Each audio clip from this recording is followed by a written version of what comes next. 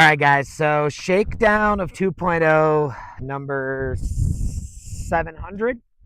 Just kidding. In the last couple weeks, this is the fourth time we've had the car out here at Moon Rocks. Today's a beautiful day. I'm super pumped though. We just gave it another run. We made another change, which I'll talk about later in the video. But well documented, we've been battling an RPM issue since we got the car. We battled it at Yerington and we blew belts. We battled it at King of the Hammers, which made it so we couldn't run top speed. And we've been battling it since we got back from Hammers. And we've changed clutching and we've changed this and that and everything else in between. And today we figured it out. Today is the first time we actually got this car to break 90 miles an hour. And it feels absolutely amazing. I'm so stoked at how the car's running right now.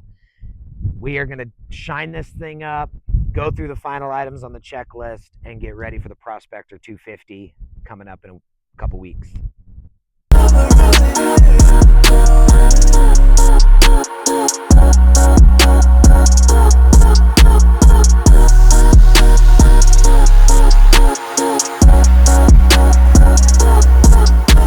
So back at the shop, it is Saturday, exactly 1 week before the VORRA Prospector 250.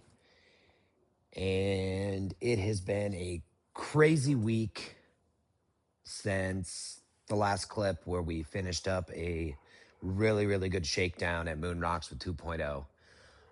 As I mentioned, we believe we are 99.9% excuse me, confident in we've solved the issue. If you're new to the channel or this is the first video you've watched, it's been well documented in previous videos that since Bill picked up this car last August, we've raced it twice. We've raced it once at the VORRA Stomping Grounds 400 last September, and then we raced it at King of the Hammers. And at that VORRA race, we had belt temp issues, destroyed a whole bunch of belts, but we finished. Go through the car, get it better. We solved the airflow issue, got the belt temps down, and then we were battling an RPM issue that we chased for weeks before Hammers. We chased it at Hammers and ultimately ended up racing slow, knowing we had to keep it under a certain speed to keep the RPMs down to prevent belt failure and hurting a motor. So since Hammers, we've been making changes. We changed the turbo. We changed boost controller. We've changed all kind of parts, which basically chasing our tails, trying to figure out what exactly is causing that issue. And last week, we found it.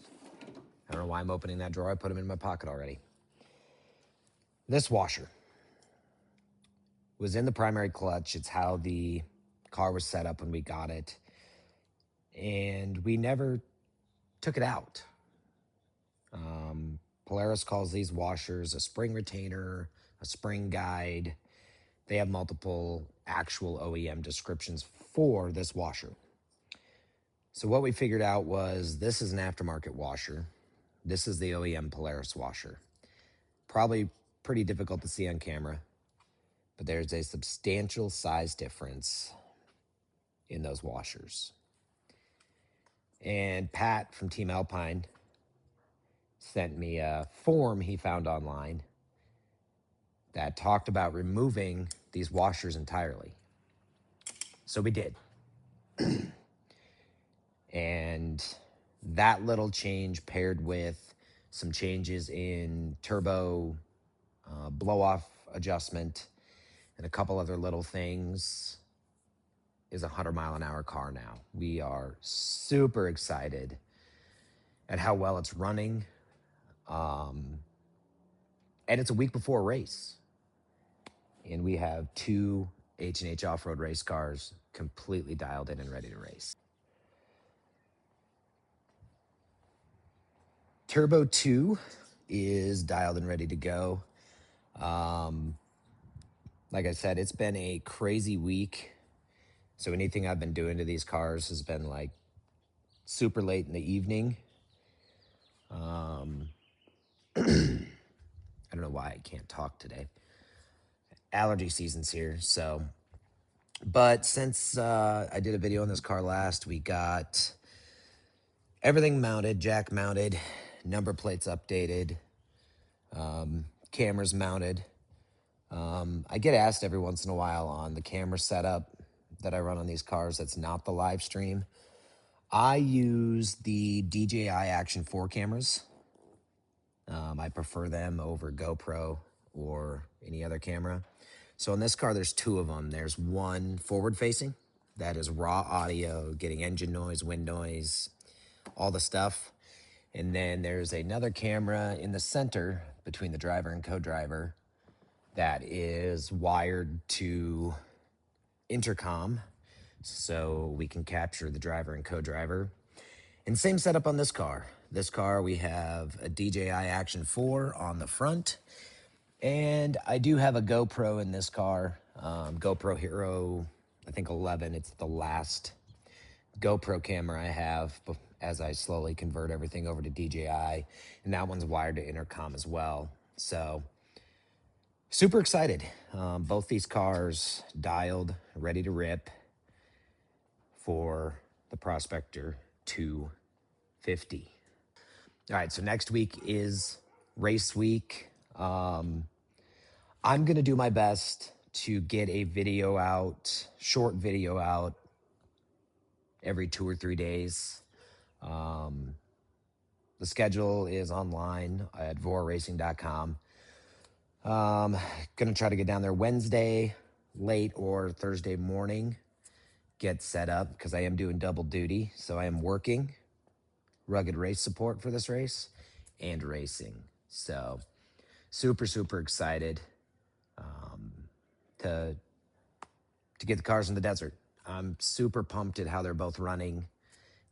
And I can honestly say I got a lot more confidence in these cars right now that I've had in a while. I'm just pumped. I'm just super excited that we're getting close to being where we want to be on both these cars. But that's all I've got. Thank you guys so much for tuning in, watching the videos, the likes, the comments. It means a ton. If you would, hit that subscribe button. And if you are not following me on Instagram, where I post smaller stuff throughout the week, give me a follow, Jordan Hewlett 63 on Instagram. Thank you guys so much. We will see you all very soon.